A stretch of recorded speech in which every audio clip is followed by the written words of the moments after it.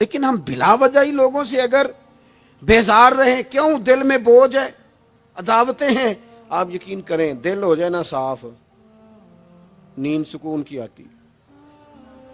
دنیا میں سب سے زیادہ مطمئن وہ بندہ ہے اللہ نے جہاں رکھا ہے وہاں راضی ہے۔ چلو ایک بات بتاؤ مجھے، ہم جس قبیلے میں پیدا ہوتے ہیں وہ قبیلہ ہماری مرضی کا ہوتا ہے کہ رب کی مرضی کا؟ جلدی جلدی بتاؤ، اتنی دیر نہ کرو، کس کی مرضی ہوتی ہے؟ تو پھر جو قبیلہ اللہ نے میرے اور آپ کے لیے پسند کیا ہم کیوں نہیں پسند کرتے؟ جو دادا نانا چچا ماموں اللہ نے میرے لیے پسند کی، یہ رشتے اللہ نے بنایا ہے نا، تو ان سے آوازار ہے، تو ان سے تنگ ہے۔ وجہ جو اللہ نے تیرے لیے پسند کیا اسے پسند کر۔ حضرت ابراہیم ابن ادم رحمت اللہ علیہ ایک دفعہ مریدوں کے بیچ بیٹھے تھے، تو آپ فرمانے لگے دنیا میں جو کچھ ہو رہا ہے میری مرضی سے ہو رہا ہے۔ بعض بندے پریشان بھی ہو جاتے ہیں جلدی کہ اتنا بڑا دعویٰ کر دیا ہے، تو آپ ہنس پڑے، فرمانے لگے اگلی بات بھی سن لو پھر کوئی تبصرہ کرنا۔ فرمانے لگے جو کچھ ہو رہا ہے میری مرضی سے ہو رہا ہے، کیونکہ میری وہی مرضی ہے جو میرے رب کی مرضی ہے۔ میں نے اپنی مرضی اپنے رب کی مرضی میں فنا کر دی۔ اب میری مرضی کوئی نہیں، سانو قید سجن دا گہنا ہے، او جینج رکھے ایسا اونج رہنا ہے۔ ہم نے چھوڑ دی اپنی مرضی، اپنا ہے ہی کچھ نہیں۔ ہم نے نہ کبھی قطرے پہ غور کیا اور نہ دریا دیکھا، بس جہاں تیری جھلک دیکھی وہیں ڈوب گئے۔ چھوڑ دو یہ اس نے یہ کیوں کر دیا؟ وہ خواجہ نظام الدین صاحب محبوب الہی رحمت اللہ علیہ کے ایک مرید نے ایک دفعہ آ کے کہا حضور بڑی ہو گئی درگزر فقیری درویشی بڑی ہو گئی، اب جو میرے رستے میں کانٹے بچھائے گا میں بھی اس کے رستے میں بچھاؤں گا۔ وہ بڑے غصے سے بول رہا تھا، فقیر فقیر ہوتے ہیں۔ خواجہ صاحب ہنس پڑے، فرمانے لگے پتر تو زیادہ ہی ناراض ہو گیا ہے۔ کہنے لگا نہیں حضور، ہمیں کچھ کرنا نہیں آتا، ہمیں بھی سارا ہی پتہ ہے، سٹ تے پکھڑا کوار گندل اسی اور بھی بوٹیاں جاننے ہاں، ہمیں بھی سارا ہی پتہ ہے، نمٹ نہیں لینا سویرے۔ جو ہمارے رستے میں کانٹے بچھائے گا سویرے اس کی گلی میں بھی بچھے ہوں گے۔ تو حضرت محبوب الہی فرمانے لگے پتر آدھے رستے میں تیری ضد میں وہ کانٹے بچھا دے گا اور آدھے میں تو اس کی ضد میں بچھا دے گا، تو پھر تو جو عام راہگیر ہوں گے ان کے بھی پیر زخمی ہوں گے۔ تو تمہاری لڑائی میں تو مخلوق پریشان ہو گئی۔ عرض کی حضور یہ تو آپ نے ٹھیک کہا ہے۔ فرمانے لگے اگر چاہتے ہو نا دنیا کانٹوں سے نہ بھرے اور لوگوں کو تکلیف نہ ہو تو ایک دوسرے سے تکلیف چھوڑ دو۔ یہ مت سمجھنا تیرا ایک بندے سے اختلاف ہے، تیرا ایک سے اختلاف ہوتا ہے اس کے اثرات دائیں بائیں بھی جاتے۔ حضور پھر کیا کروں؟ فرمایا اسے بچھانے دے، وہ بچھاتا جائے تو اٹھاتا جا، تو اٹھاتا جا۔ ویسے بھی جو کام ساری دنیا کر رہی ہوتی ہے وہ تو سارے کر ہی رہے ہوتے ہیں، کوئی ذرا ہٹ کے بھی کرنا چاہیے۔ جتن جتن تے ہر کوئی کھیڈے، جتن جتن تے ہر کوئی کھیڈے، تو ہارن کھیڈ فقیرا، جتن دا مل کوڈی پیندا ہی ہارن دا مل ہیرا۔ کبھی بندہ ہارے بھی اپنے دل سے بوجھ اتار دے، نفرت کو دور کر دے۔ عداوت دشمنی اگر کسی وقت رکھنی ہے تو اللہ رسول کے دشمن سے۔ اشداء علی الکفار، اپنوں کے لیے کیا ہے، خوش عقیدہ کے لیے کیا ہے، رحماء بینہم۔ میرے عزیز ترمذی میں حدیث ہے، اپنی بات کو حوالہ دے کے مضبوط کر دوں۔ ترمذی میں حدیث ہے، نبی پاک علیہ الصلوۃ والسلام نے حضرت انس بن مالک سے فرمایا تھا، اے انس، اے میرے بیٹے، تم سے ہو سکے تو صبح اس حال میں کرنا کہ تمہارے دل میں کسی کا بغض نہ ہو۔ اور اگلے لفظ حدیث کے یہ ہیں، حضور فرمانے لگے یہ میری سنت ہے، یہ میرا طریقہ ہے، اپنے دلوں کو عداوتوں سے پاک کریں۔ اور پانچویں بات، اور بس اسی کے آگے پیچھے میں نے اپنی بات کو سمیٹ دینا ہے، میرا مضمون مکمل ہو گیا۔ حضور کی ایک بہت بڑی سنت، نبی پاک علیہ السلام کی ایک بہت بڑی ادا، وہ پتہ کیا ہے؟ وہ ہے دوسروں کا احساس کرنا، دوسروں کے بارے میں سوچنا، دوسروں کا خیال کرنا۔ میں ابھی آ رہا تھا تو میری گاڑی کے ساتھ کچھ دوستوں نے دوڑنا شروع کر دیا۔ میں جو ہوں مجھے اس کا پتہ ہے، میں ہمیشہ دوستوں سے کہتا رہتا ہوں آپ بزرگوں کے ہاتھ چومیں، اللہ والوں کی اچھی بات ہے، آپ کو فائدہ ہوگا۔ میرے جیسے گناہگار کے ہاتھ چوم کے آپ کو کیا ملے گا؟ کوئی نتیجہ نہیں نکلے گا. ہاں آپ کوئی میری بات مان لیں اور اس پر عمل شروع کر دیں تو رب کریم کی رحمت صبح قیامت ممکن ہے یہ کہہ دے یہ تیری وجہ سے اس نے شروع کیا تھا، جا تیرے گناہ بھی معاف کیے. یہ جو ذوق ہے نا، اب ایک بندہ گاڑی کے پیچھے بھاگ رہا ہے تو مجھے اتنی سخت تکلیف ہو رہی تھی، میں نے کہا یار کیا ضرورت، دیکھو نا بیچارہ گرمی کا موسم ہے، پیاس لگے گی اور پسینہ آئے گا، کیوں بھاگ رہا ہے؟ اب میری مجبوری بھی ہے، گاڑی کو تو چلنا ہے. جب تک ہم احساس پیدا نہیں نہ کرتے، میرے قبلہ عالم فرمایا کرتے تھے کہ تیری گاڑی کے آگے سے کوئی غلط کراس کر گیا اور دوڑ کے گزر گیا اور کوئی سخت جملہ بھی کہہ گیا ہے، اس پر بھی تنقید نہ کر، تو اپنے دل میں اس کا احساس پیدا کر، سوچ کے ہو سکتا ہے اسے گھر میں کوئی ایمرجنسی ہو گئی ہو. اپنی سوچوں کو مثبت کریں. آپ دوسروں کا احساس بھی اپنی طبیعت میں پیدا کریں، دوسروں کے بارے میں بھی سوچیں. میں یہاں ماشاءاللہ سٹیج پہ بیٹھا ہوں، بڑا نرم ماحول ہے، بڑا کچھ ہے، لیکن جو دوست پیچھے دیوار کے ساتھ کھڑے ہیں نا، جن کو جگہ بیٹھنے کی بھی نہیں ملی اور کھڑے ہونے کی بھی صحیح کر کے نہیں ملی، ان کا بھی احساس پوری طرح. اور میرے خیال میں سب سے زیادہ مہمان خصوصی بھی وہی ہیں آج کی ہماری محفل کے، جو زیادہ مشکل میں بیٹھے. احساس اپنی کہاں تک احساس کرنا ہے؟ لو حدیث پاک سنو. اللہ کے محبوب علیہ السلام فرماتے ہیں میں نماز پڑھانے کھڑا ہوتا ہوں، نماز. کریم فرماتے ہیں میرا دل کرتا ہے میں لمبی نماز پڑھاؤں، لیکن پھر پیچھے سے نا کسی بچے کے رونے کی آواز آتی ہے. دل تھا لمبی پڑھاؤں، بچہ رو پڑا تو مجھے خیال آتا ہے اس کے رونے سے اس کی اماں کو تکلیف ہو رہی ہوگی، میں نماز چھوٹی کر دیتا ہوں. اللہ کی نماز مختصر کر دی احساس کے طور پر. حضور اس امام مسجد سے سخت ناراض ہو گئے تھے، صحیح حدیث میں موجود ہے، جس کے مقتدیوں نے آ کے شکایت کی تھی کہ یا رسول اللہ بہت لمبی نماز پڑھاتا ہے. یہاں تو لوگ احساس ہی نہیں کرتے میرے بھائی، یہاں تو احساس ہی نہیں کرتے. یہاں تو میں آیا ہوں نا رات کے 1 بجے محفل میں، تو میری طرح کے لوگ تہاڈا ذوق ہی نہیں، تسی سبحان اللہ ہی نہیں آندے، تسی ہاتھ ہی نہیں کھڑے کر دے. او بھائی تو نہیں آیا ہے، تو ٹر جانا ہے اپنا سارا سمیٹ کے پیسے گنا کے. اتنے بیچارے مغرب دے بیٹھے نے، ان کا ذوق تو اپنا ذوق بھی بیان کرنا، آنا تو بھی اسی وقت محفل میں جب سارے آئے ہیں تے نالے تو تے گل کر کے آیا میں انہیں ہزار لینا ہے تے مفت آئے نے سارے بیچارے. اس لیے ہو سکتا ہے ان کا عشق تجھ سے زیادہ ہو. کروں مدح اہل دول رضا اور پڑے اس بلا میں میری بلا، میں گدا ہوں اپنے کریم کا، یہ میرا دین ہے کوئی پارا نہ نہیں. اس لیے میرے عزیز احساس دوسروں کا پیدا کریں اپنی طبیعت میں. ہم نا احساس نہیں کرتے، خدا را احساس کرو. ٹھیک ہے پریشانیاں ہیں، لیکن میں جوان سے کہوں گا تو نوجوان ہے، باہر تجھے ٹینشنیں ہیں، کاروبار کی مسائل ہیں، پریشانیاں ہیں، لیکن اللہ نے تجھے جوان کیا نا، حوصلہ دیا ہے نا، تو باہر کی ٹینشنیں باہر چھوڑ کے آیا کر. گھر تیرے ابا جی انتظار کر رہے ہیں، ان کے پاس بیٹھ، ان کا دکھ سن، حوصلہ بڑا کر.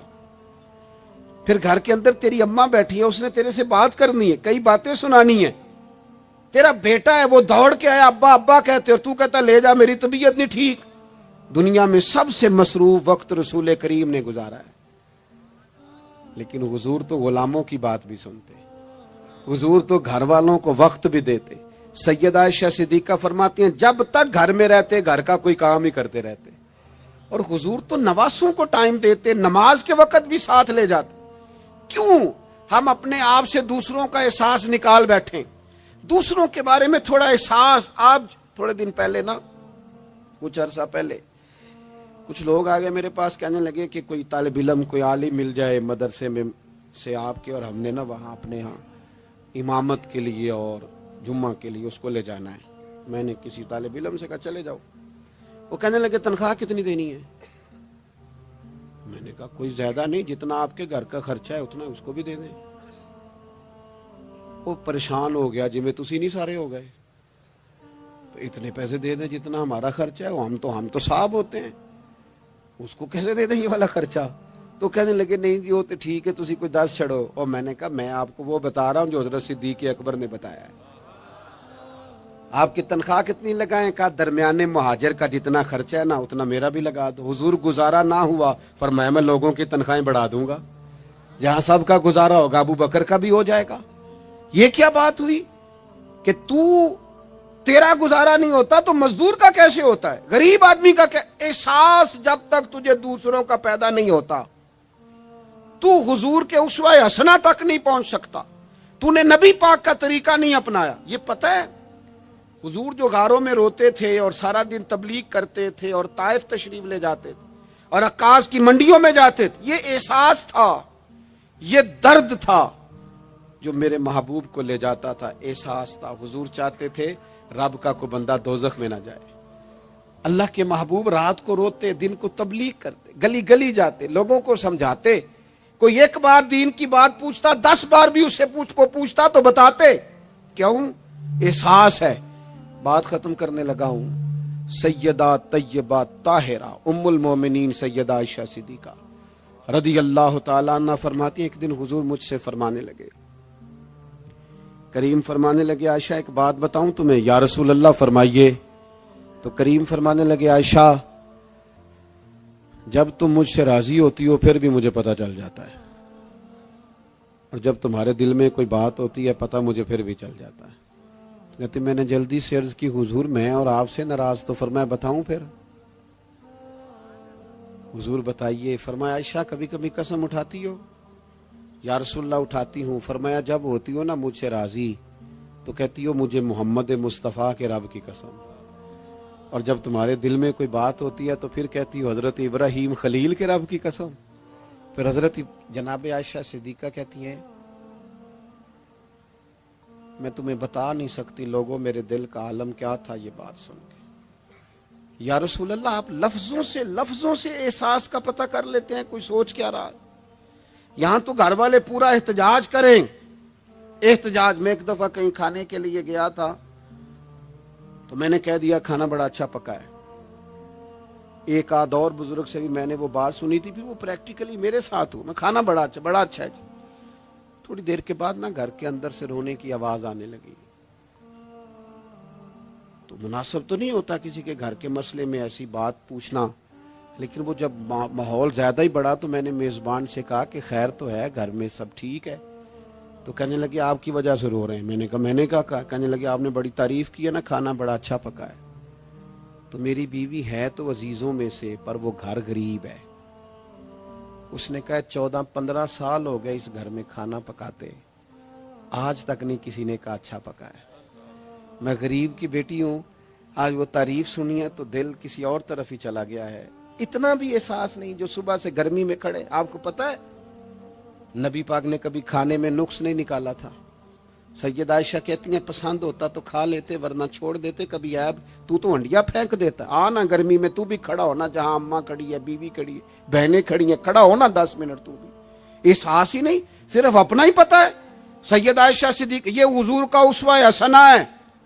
یہ طریقے اپناؤ زندگی میں. 4 5 8 چیزوں کو فقط سنت نہ سمجھو، یہ وسعت ہے حضور کے اسوہ نور میں. سیدہ عائشہ کہنے لگی، کریم فرمانے لگے تم قسم اٹھاتے حضرت ابراہیم کا نام لیتی ہو تو میں سمجھ جاتا ہوں. جناب عائشہ کہتی ہیں بس دل مچل گیا، کیفیت اور کی اور ہو گئی. میں نے کہا حضور پھر مجھے قسم ہو محمد عربی کے رب کی، میرے لبوں سے آپ کا نام ہی جاتا ہے، میرے دل میں آپ ہر وقت موجود رہتے ہیں. میرے عزیز کچھ باتیں آپ سے میں نے عرض کی. میں اپنی گفتگو کو بھی دیکھتا ہے جو بڑے مالدار ہوتے ہیں، اور ایسے لوگوں کو بھی دیکھتا ہے جو بیچارے ایک وقت کھاتے ہیں اور دوسرے وقت کے لیے پریشان رہتے ہیں. اپنی زندگی میں وہ صحت مند، توانا، خوبرو لوگوں کو بھی دیکھتا ہے، اور بیمار اور کمزور، ضعیف اور ناتواں لوگوں کو بھی دیکھتا ہے. اس کے ارد گرد ایسے لوگ بھی ہوتے ہیں جو بڑی خوش و خرم زندگی گزار رہے ہوتے ہیں، اور ایسے لوگ بھی ہوتے ہیں جو کسی وجہ سے پریشان، تکلیف میں، گھٹے گھٹے سے ہوتے ہیں. انسان اپنے ماحول سے بھی سیکھتا ہے، معاشرے سے بھی سیکھتا ہے، اور پھر جب وہ لوگوں کے قریب جاتا ہے اور اپنے گھر سے اٹھ کر وہ لوگوں سے ملاقات کرتا ہے تو مختلف قسم کے مشورے، مختلف قسم کی آراء اور مختلف قسم کے مشیر اسے ملنا شروع ہو جاتے ہیں. ان ساری چیزوں کے ماحول میں انسان کی سوچیں پنپتی ہیں،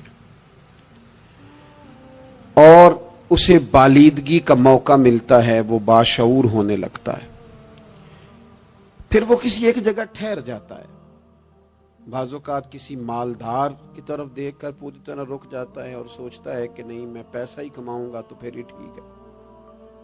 بعض اوقات کسی مشہور آدمی کو خوش قسمت سمجھ لیتا ہے اور پھر وہ کوشش کرتا ہے کہ جتنے بھی جتن کیے جائیں کسی بھی طریقے سے شہرت حاصل کی جائے۔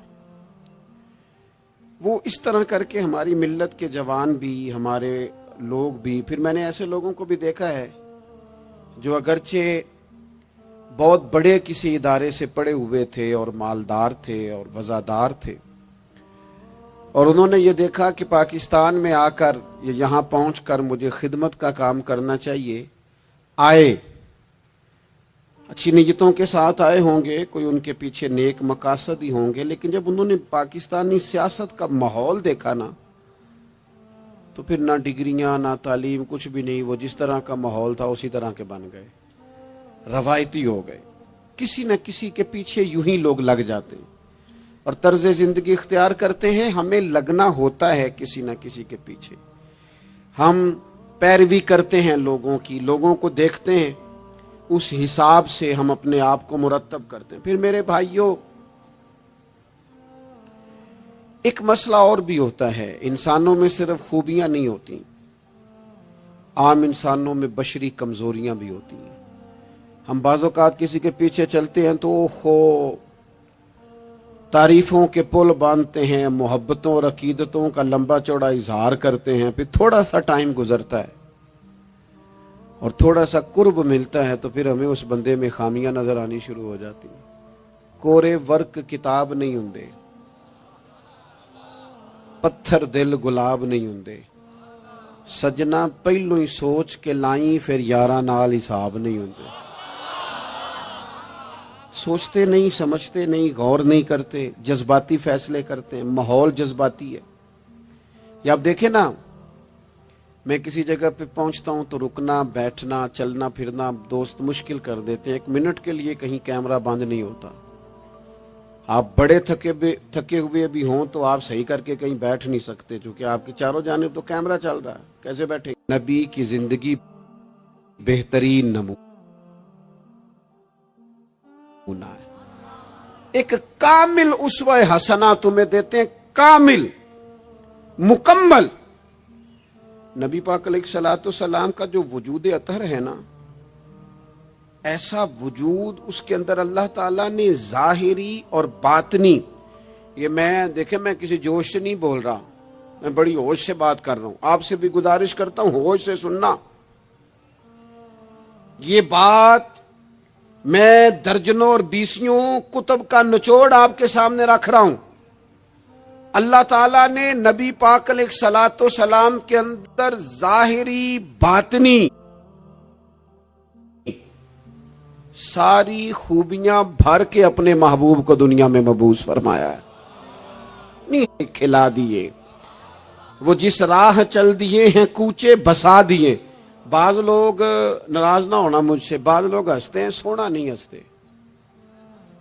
ہنستے ہیں پر سونا۔ سیدہ طیبہ طاہرہ حضرت عائشہ صدیقہ فرماتی ہیں حضور مسکراتے تھے لیکن اس مسکرانے میں بھی عجیب وزاداری تھی، ہنستے تھے کھل کھلا کے نہیں ہنستے تھے، اس میں کہا نہیں لگتا تھا، آوازیں نہیں پیدا ہوتی تھی، یعنی سونا ہنس بھی جاتے تھے لیکن اس کے اندر بھی عجیب لطافت تھی۔ وہ کیسا ہنسنا تھا؟ صحابہ فرماتے ہیں حضور ہنستے، مقدس دانتوں میں سوراخ تھا، زیر لب مسکراتے، اور وہ جو حضور کے مقدس دانتوں میں مقدس سوراخ تھا نا، جب حضور ہنستے اس سے نور نکلتا اور مسجد نبی کی دیواریں بھی روشن ہو جاتی۔ یعنی ایسا نہیں ہنسنا جس طرح کوئی میری طرح کا آدمی ہنستا ہے تو لوٹ پوٹ ہو جاتا ہے اور اس ہنسنے کے اندر کئی دفعہ وزاداری قائم نہیں رہتی، کئی دفعہ اس کے اندر وہ وقار قائم نہیں رہتا۔ حضور ہنستے تو تبسم کرتے، یعنی ہنس بھی رہے ہیں تو ہنسنا بھی بڑا ہی باکمال ہے۔ اور میرے اعلیٰ حضرت تو کہتے ہیں بس وہ ہنس پڑتے تھے پھر جو عمر بھر کے رو رہے ہوتے تھے نا وہ حضور کا ہنسنا دیکھ کے ہنس پڑتے تھے. گویا نا جہاں جہاں خزاں ہوتی تھی بہار آ جاتی تھی, جہاں جہاں دکھ ہوتے تھے سکھ آ جاتے تھے, جہاں جہاں بھی کوئی کمزوری ہوتی تھی خدا کہتے ہیں جس کی تسکین سے روتے ہوئے ہنس پڑے اس تبسم کی عادت پہ لاکھوں سلام. ایک تو ان کا ہنسنا بڑا با کمال تھا اور پھر یہ تھا کہ ان کا رونا بھی بڑا با کمال تھا, بڑا با کمال. یعنی وہ کبھی رو پڑے اور کبھی کریم کی آنکھوں میں آنسو آ جائیں اور کبھی ان کے چہرے پر افسردگی آ جائے تو یوں لگتا تھا کہ پھولوں نے کھلنا چھوڑ دیا ہے, کلیاں اپنی جگہ سے ہٹ گئی ہیں. سمندر نے کہا نہیں اب شور نہیں کرنا. یوں لگتا تھا کہ تتلیاں اپنی جگہوں پہ بیٹھ گئیں. جب وہ کبھی روتے تھے تو یوں محسوس ہوتا تھا کہ جیسے چاند کہتا ہے کہ نہیں اب میں نے نہیں کھل کے چمکنا, محبوب تو رو پڑے. اور کبھی کریم روئے, آنکھوں میں آنسو آئے تو ان کے رونے میں حسن اتنا تھا, کمال اتنا تھا کہ جبریل امین آئے اور آ کے عرض گزار ہوئے, یا رسول اللہ سارے بھید جاننے والا رب پوچھتا ہے کریم سے پوچھو نا, محبوب سے پوچھو نا روئے کیوں ہیں, یہ رو پڑے ہیں کیوں روئے ہیں, سارے بھید جاننے والے مالک کیوں روئے. تو محبوب فرمانے لگے جبریل امت کا قیامت کا حساب, قیامت کی گرمی, اللہ تعالیٰ کا کرسی عدالت میں اپنی شان کے لائق جلوہ فروز ہونا, امت کی کمزوریاں سستیاں غفلتیں ان کو یاد کر کے رو پڑا ہوں, غم امت نے نڈھال کر دیا ہے. حضرت جبریل بارگاہ ایزوی سے پیغام لائے, محبوب کریم صلی اللہ تعالی علیہ وآلہ وسلم نے حضور روئے. تو جب جبریل امین یہ پیغام لے کے لوٹتے ہیں تو رب کریم نے کیا فرمایا؟ آپ کی توجہ ہے میری بات پر؟ مالک کریم نے کیا فرمایا؟ وہ آیت نازل ہوئی جس کے بارے میں امام زین العابدین رضی اللہ تعالیٰ عنہ فرماتے ہیں قرآن میں سب سے امید والی آیت یہ ہے. روئے حضور اور جناب جبریل پوچھ کر واپس گئے تو رب کریم نے فرمایا جا کے میرے محبوب سے فرما دیں وَلَسَوْفَ يُؤْتِيكَ رَبُّكَ فَتَرْضَىٰ, محبوب رب آپ کو اتنا دے گا کہ آپ اپنے رب سے راضی ہو جائیں گے. محبوب آپ کو راضی کریں گے, نہ روئیں, آپ کو راضی کریں گے آپ. اور حضور کیا فرماتے ہیں؟ فرمایا جب تک میرا ایک امتی بھی دوزخ میں کوئی نہیں راضی ہوتا. اللہ کیا جہنم اب بھی نہ سرد ہوگا؟ رو رو کے مصطفیٰ نے دریا بہا دیے. حضور کا ہنسنا بھی با کمال, رو دینا بھی با کمال. ان کا کسی بندے سے محبت سے اٹھ کے گلے لگانا بھی با کمال. اور کبھی حضور جلال کریں تو محبوب فرمانے لگے میں نے دعا مانگی ہے, اے اللہ اگر میں کسی کو جھڑک دوں تو اتنا ثواب دینا جتنا تو فرض نماز کا ثواب دیتا ہے. یہاں یہ بھی ہر زاویے سے, ہر نگاہ سے. میں کیا آپ کو عرض کروں, ہم نے نہ کبھی سیرت بیان کی میری طرح کے لوگوں نے, نہ قوم اس طرح سے سیرت کو پڑھتی ہے. سیرت نبوی کا ایک ایک پہلو کبھی کھولا جائے. یہ جو زمانے میں بے چینی پائی جاتی ہے نا, بے قراری پائی جاتی ہے اور ذہنی انتشار ہے اور فکری الجھاؤ ہے اور ٹوٹتی بکھرتی سوچیں, یہ ساری ختم ہو جائیں. ایسا ٹھہراؤ نصیب ہو, جینے کا بھی مزہ آئے اور مرنے کا بھی مزہ آئے. اگر حضور کی سیرت مقدسہ کو سمجھا جائے تو محبوب کی زندگی ہر طرح سے کامل ہے, مکمل ہے, اکمل ہے. آپ کہیں بھی اور جائیں گے. یہ آج کل موٹیویشنل اسپیکرز کا دور ہے. ہمارے بچے جدید پڑھے لکھے وہ کہتے ہیں میں فلاں موٹیویشنل اسپیکر کے پاس جاتا ہوں. جائیں آپ. بہت سارے لوگ ایسے انہیں کہیں تو وہ باز نہیں آتے, وہ تجربہ کر کے باز آتے ہیں. اور بالخصوص نئی نسل جو ہوتی ہے وہ بزرگوں کے تجربوں سے فائدہ نہیں اٹھاتی, وہ اپنے الگ سے تجربے کرنا چاہتی. اس کا بھی بڑا خطرناک نتیجہ برآمد ہوتا ہے. تو کوئی بندہ بھی جو آپ کو موٹیویٹ کرتا ہے نا کتاب و سنت کے بغیر, کوئی بھی آپ کو موٹیویٹ کر رہا ہے، وہ کیا کچھ کہہ رہا ہے، کیا کر رہا ہے، وہ کبھی بھی آپ کو تعلیم صحیح نہیں دے سکتا۔ کیوں؟ اس لیے کہ جو تعلیم وحی الہی کے بغیر ہوتی ہے وہ ناقص ہوتی ہے۔ انبیاء کی تعلیم وحی الہی کے ساتھ، لہذا اگر کوئی آدمی آپ کو موٹیویٹ کرتا ہے کتاب و سنت کے ساتھ، وہ آپ کو درست سمت لے کے جائے گا، ورنہ تو ہر آدمی آپ کو الجھا دے گا۔ میرے بھائی، نبی پاک کا اسوہ حسنہ، ہمارے ہاں لوگوں نے سنت شریعت سمجھ کس کو لیا ہے؟ ہمارے ہاں لوگوں نے سنت شریعت سمجھا ہے صرف پگڑی باندھ لی، بہت عظیم سنت ہے امامہ باندھنا۔ بعض لوگوں کا خیال ہے صرف داڑھی رکھنا، داڑھی بہت عظیم سنت، بہت عظیم سنت، انبیاء کرام کی پسند ہے۔ اور آپ کو پتہ ہے اللہ تعالیٰ نے عورتوں کو داڑھی دی ہی نہیں، یہ مرد کا زیور ہے۔ ہاں یہ مردانہ کام ہے، داڑھی مرد کا زیور ہے۔ اور پھر یہ آپ کے جسم کا حصہ ہے، داڑھی کا وزن کوئی نہیں ہوتا۔ پوچھ لیں جنہوں نے بڑی رکھی ہے، بے شک ان سے بھی پوچھ لیں، یہ وجود کا حصہ ہے، اس کا کوئی وزن، کوئی پریشانی۔ اور ایک اور بات نوجوانوں آپ سے کہہ دوں چلتے چلتے، بغیر داڑھی کے آپ سونے لگ رہے ہوں تو لوگ کہیں گے پیارے لگ رہے ہو، اچھے لگ رہے ہو، خوبصورت لگ رہے ہو۔ اور داڑھی کے ساتھ اگر کسی کو پیارے لگو نا تو جو تعریف کرے گا وہ تو تعریف ہی بڑی روحانی قسم کی ہے، وجدانی۔ یعنی آپ داڑھی کے ساتھ اچھے لگیں تو لوگ کہتے ہیں کتنا نورانی چہرہ ہے۔ اب دیکھو اس تعریف کے پیچھے جو جملوں کی ترتیب ہے اس میں حسن کتنا، داڑھی، امامہ، سفید لباس، اور پھر یہ کہ مسواک کرنا بڑی اعلیٰ سنت ہے، میٹھا کھانا بڑی اعلیٰ سنت ہے۔ لیکن یہی 4-5 سنتیں نہیں میرے بھائی حضور کی، یہ بہت بڑا مسئلہ ہے۔ بعض لوگ سمجھ فلاں جی سنت شریعت پہ عمل کرتا ہے، کیا کرتا ہے کہ داڑھی پگڑی والا ہے، وہ خدا کے بندے یہ عظیم سنت ہے، کون اس کا انکار کر رہا ہے؟ لیکن نبی پاک کا تو اسوہ حسنہ ہے، اس کے پیچھے تو پوری زندگی ہے۔ ادھر دیکھو میری، اچھا پھر ایک اور بات، بعض لوگ سمجھتے ہیں میٹھا بولنا صرف سنت ہے اور اخلاق کی علامت ہے، صرف میٹھا بولنا۔ آپ نے ناراض نہیں ہونا، میٹھا تو بعض بندے اپنے مطلب کے لیے بھی بولتے ہیں، وہ کام نکلوانے کے لیے بڑا میٹھا میٹھا بول رہے ہوتے ہیں۔ اور سنو میرے بھائی، صرف میٹھا بولنا ہی سنت نہیں، ہمیشہ سچ بولنا سنت ہے، ہمیشہ صحیح بات کرنا، دیانتدار رہنا۔ تو سمجھتا ہے 4 5 6 8 چیزیں ہی سنت ہیں؟ او خدا کے بندے، نبی پاک کی جو ادا سب سے پہلے دنیا کے سامنے آئی اور حضور کی جس ادا سے، سنت سے لوگوں کو سب سے پہلے واقفیت ہوئی، شور نہیں پڑ جاتا کسی چیز کا دنیا میں، معاشرے میں فلاں بندہ یہ کرتا ہے، فلاں ایک بندے کا ایک چیز تعارف بن جاتی ہے۔ تعارف، کوئی چیز لوگوں کے وجود کے ساتھ، نام کے ساتھ سابقہ لاحقہ بن جاتی ہے۔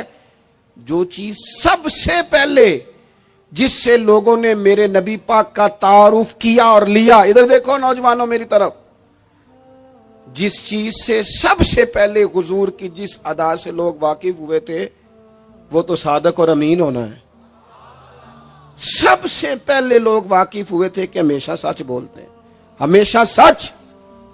ملت کا جوان تو لوگوں کو ہنسانے کے لیے جھوٹ بولتا ہے، کوئی فائدہ نہیں، کوئی فائدہ نہیں۔ جھوٹ بولنے کے لیے ڈینگے مارتے ہیں، بڑکے مارتے ہیں، میں یہ ہوتا ہوں، میں وہ ہوتا ہوں۔ جھوٹ بولتے ہو، کیوں زیادتیاں کرتے ہو اپنے ساتھ؟ نبی پاک علیہ السلام کی تو پہلی ادا، پہلی سنت جس سے لوگ واقف ہوئے وہ صادق اور امین ہونا ہے، اور لوگ کمزوری دکھاتے ہیں۔ میں آپ سے عرض کروں، آج پتہ ہے میرے ملک کا حال کیا ہے؟ آج اتنے درد میں ہیں لوگ، اتنی تکلیف میں ہیں۔ امیر لوگ تو پیٹرول پہ بحث کرتے ہیں، پیٹرول پہ زیادہ تر وہ لوگ بحث کرتے ہیں جن کی گاڑیاں بڑی ہوتی ہیں۔ غریب پیٹرول پہ بحث نہیں کرتا، وہ تو کہتا ہے کرایہ 10 روپے بڑھ گیا بس کا، کیونکہ اس کو تو بس میں آنا جانا ہے، پیٹرول سے تو اس کا لینا دینا نہیں۔ یہ تو امیروں کی باتیں، تگڑے لوگوں کی باتیں۔ یہ سارا عالم، اس ملک کا سب سے بڑا مسئلہ نہ قانون کا ہے، نہ معیشت معاشرت کا ہے، اس ملک کا سب سے بڑا مسئلہ دیانتداری کا ہے۔ یہاں اگر دیانتداری ہو جائے، سچ بولنے والا، بات کرنے والا سچ بولے۔ اذان سن لیں جی پہلے، ڈاکٹروں کے بارے میں رائے کیا ہے؟ چلیں بتائیں وابڈا والوں کے بارے میں رائے کیا ہے؟ آپ اپنی بھی ایک آدھ مولویوں پیروں کے بارے میں رائے کیا ہے؟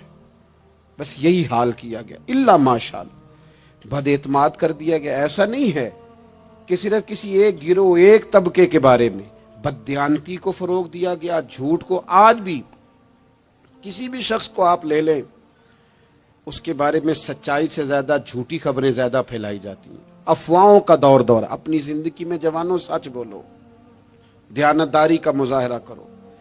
اس ملت کا جوان کیسے ترقی کرے گا جس کی ماں کہتی ہے کہ پتر تو سچ ہی نہیں بولتا، تو جاتا کہیں ہے بتاتا کہیں ہے، تو بات ہی ٹھیک نہیں کرتا، کیسے بات سنو۔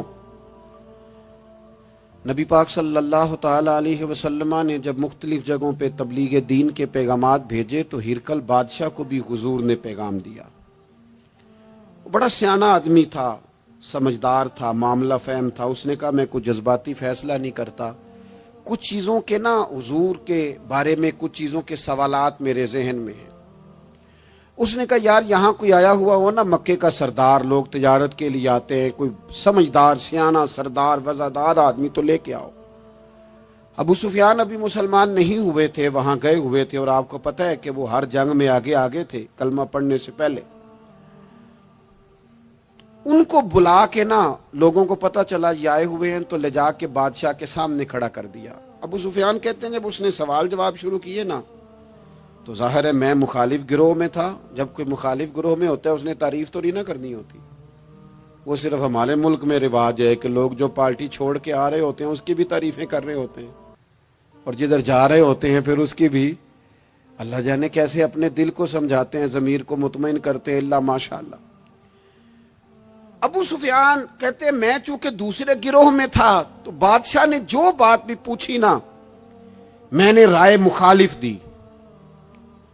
جو بھی پوچھا کہ وہ محبوب علیہ السلام جو دعوی نبوت کرتے ہیں، ان کا کلمہ پڑھنے والے امیر ہیں، غریب ہیں، بات کیا ہے، جنگیں ہوئی ہیں تو نتیجہ، ایک طویل گفتگو ہے۔ ابو سفیان کہتے ہیں آخر میں بادشاہ نے ایک سوال پوچھا، یہ جوان زیادہ غور کریں گے، سوال پوچھا۔ ابو سفیان کہتے ہیں مجھ سے کہنے لگا وہ جس کریم محبوب علیہ السلام نے دعوی نبوت کیا ہے کیا کبھی انہوں نے جھوٹ بھی بولا ہے؟ ابو سفیان کہتے ہیں میں چپ کر گیا۔ ایک منٹ کے لیے میرے دل میں خیال آیا معاذ اللہ کہہ دوں بولا ہے، پھر میں نے سوچا یہ تو عرب کی وزاداری کے خلاف ہے کہ میں جھوٹ بولوں۔ اور پھر ابو سفیان کہتے ہیں میرے دل کے کونے سے آواز آئی میں کوئی اور بات کروں گا تو شاید کوئی تھوڑی دیر کے لیے سوچے، اور اللہ کے رسول نے جھوٹ بولا یہ تو مانے گا ہی کوئی نہیں، یہ تو مخالف نہیں مانیں گے، کافر مشرک نہیں مانیں گے۔ بادشاہ کہنے لگا سوچتے کیا ہو، بتاؤ کیا کبھی انہوں نے جھوٹ بولا ہے؟ تو ابو سفیان کہتے میرے ہاتھ میں چھڑی تھی، میں نے اٹھا کے دوبارہ زمین پہ رکھی۔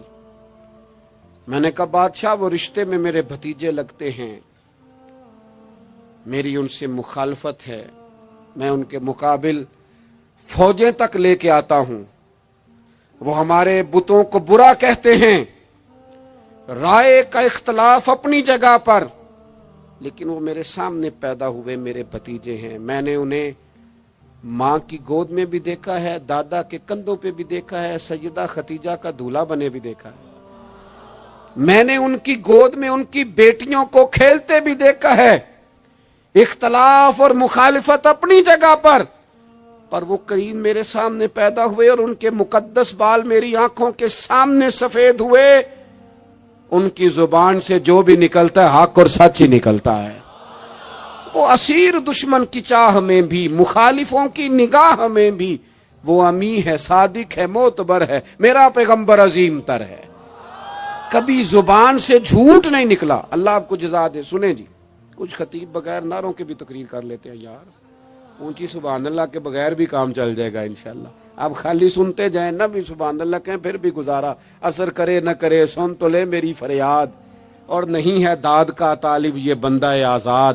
میرے عزیز نبی پاک علیہ الصلوۃ والسلام نے سچ بولا۔ ابو سفیان کہتے ہیں ان کی زبان سے سوائے حق سچ کے کبھی کچھ نکلا؟ کریں نا تھوڑی پابندی ہم بھی سچ کی، کریں نا۔ اچھا ہم بولتے ہیں سچ، بہت سارے لوگ سچ بولتے ہیں، لیکن وہ دوسروں کے بارے میں بولتے ہیں, اپنے بارے میں نہیں بولتے. اس نے اتنا جھوٹ بولا, اس نے اتنی کرپشن کی, فلانے نے یہ کرے, دوسروں کے بارے میں بول رہا ہے. اپنے بارے میں سچ بول, اپنے بارے میں تو بتا تو نے کیا کیا ہے. نہ ادھر ادھر کی تو بات کر, بتا کہ قافلہ کیوں لٹا. مجھے راہزنوں سے غرض نہیں, تیری راہبری کا سوال ہے. تو کہاں تھا, اپنی بات بتا. ابو سفیان کہتے ہیں جب میں نے بادشاہ کو یہ بات بتائی نا, اس نے چادر کندھے پہ رکھی اور وہ جانے لگا, تو میں نے کہا یار تو نے اتنی باتیں پوچھی, میں نے اتنے جواب دیے, کوئی نتیجہ بات کا کوئی ریزلٹ بھی نکلتا ہے نا, کوئی اینڈ بھی ہوتا ہے, کوئی نتیجہ بتا. تو کہتے ہیں بڑے تحمل سے, بردباری سے بادشاہ ہنس پڑا. ہنس کے کہنے لگا نتیجہ تو نکل آیا. کہا کیا نتیجہ نکلا؟ تو کہنے لگا یار جس بندے نے کبھی بندوں سے جھوٹ نہیں بولا, وہ یہ والا جھوٹ کیوں بولے گا کہ میں اللہ کا رسول بن کے آیا ہوں. جو بولتے ہی سچ ہیں تو پھر گویا وہ کہہ رہا تھا مان لو کہ یہ بھی وہ سچ ہی بولتے ہیں کہ میں اللہ کا رسول بن کے آیا ہوں. ایک تو حضور کی اس اہم ادا کو اپناؤ. آپ کو پتہ ہے کسی باپ نے کسی مجبوری سے کبھی کہا ہوگا اپنے بیٹے کو چلے 2 منٹ کے لیے مان لیتے ہیں, کوئی مجبوری ہوگی, اس نے چلے فرض کیا کسی مجبوری کے تحت اس نے کہا تھا اپنے بیٹے کو کہ باہر جو بندہ آیا اسے کہہ دو کہ میں گھر میں نہیں. چلے مان لیا 2 منٹ کے لیے تیری مجبوری تھی, لیکن میں ذمہ داری سے کہتا ہوں تو نے ایک دفعہ اپنے پتر سے کہا تھا نا جھوٹ بول دے میں گھر نہیں, پھر تو ساری زندگی منت کرے گا وہ تیرے ساتھ بھی سچ نہیں بولے گا. اتنی بڑی بیماری ہے یہ, گھر توڑتی ہے, گھر یہ قبیلے توڑتی ہے, رشتوں کو کمزور. کیوں جھوٹ بولتے ہو رشتہ کرتے وقت کہ بچہ یہ کماتا ہے یہ کماتا ہے, کیوں جھوٹ بولتے ہو؟ صاف ستھری 2 ٹوک بات کرو.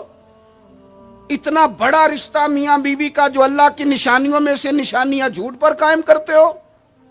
بیٹی کے والدین بھی اللہ ماشاءاللہ جھوٹ بولتے ہیں, یہ دے دیں گے یہ دے دیں گے. بعد میں کہتے ہیں لڑکے والے لالچ کرتے ہیں, آپ نے پہلے لالچ خود پیدا کیا, کیوں کہانیاں سنائی.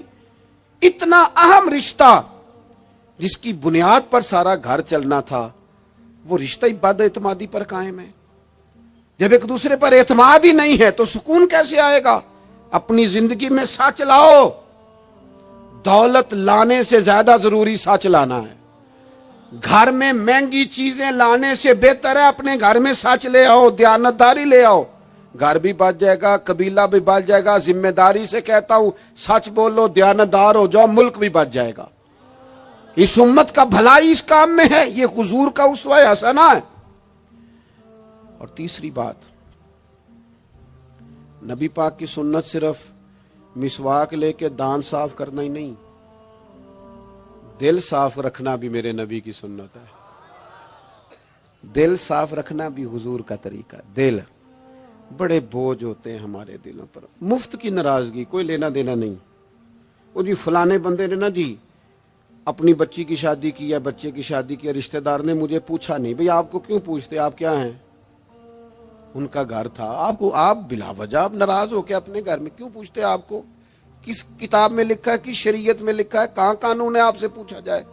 وہ فلانے بندے نے میرے بارے میں بات کی ہوگی. اور یار تو اتنا اہم نہیں ہے ساری دنیا تیرے خلاف باتیں کرے, تو مفت میں ٹینشن لے گیا ہے. وہ جو 2 بندے دور کھڑے ہیں وہ کوئی اور بات کر رہے ہیں, تیری نہیں کر رہے. مفت میں اپنے دلوں میں بوجھ, مفت میں بدگمانیاں. اور جی فلانا بندہ امیر ہو گیا, کیسے ہو گیا؟ یہ تیری ڈیوٹی ہے, تیری ذمہ داری ہے. میرے اعلیٰ حضرت فاضل بریلوی رحمت اللہ لکھا ہے, حسد کرنے والا بندے پر اعتراض نہیں کرتا, حسد کرنے والا اللہ تعالیٰ کی تقسیم پر اعتراض کرتا ہے. معاذ اللہ ثم معاذ اللہ. وہ تو کہہ رہا ہے اسے نہیں ملنا چاہیے تھا, مجھے ملنا چاہیے تھا. آپ جب اتنی زیادہ عداوتیں پیدا کر لیتے ہیں, آپ کیوں نہیں اس چیز سے خوش ہوتے جو نظام میرے رب نے بنا دیا ہے؟ اتنی بڑی اللہ کی مخلوق ہے, لیکن ہمیں لوگ اچھے ہی نہیں لگتے. جس سے پوچھ لو وہ ناراض ہی ہے.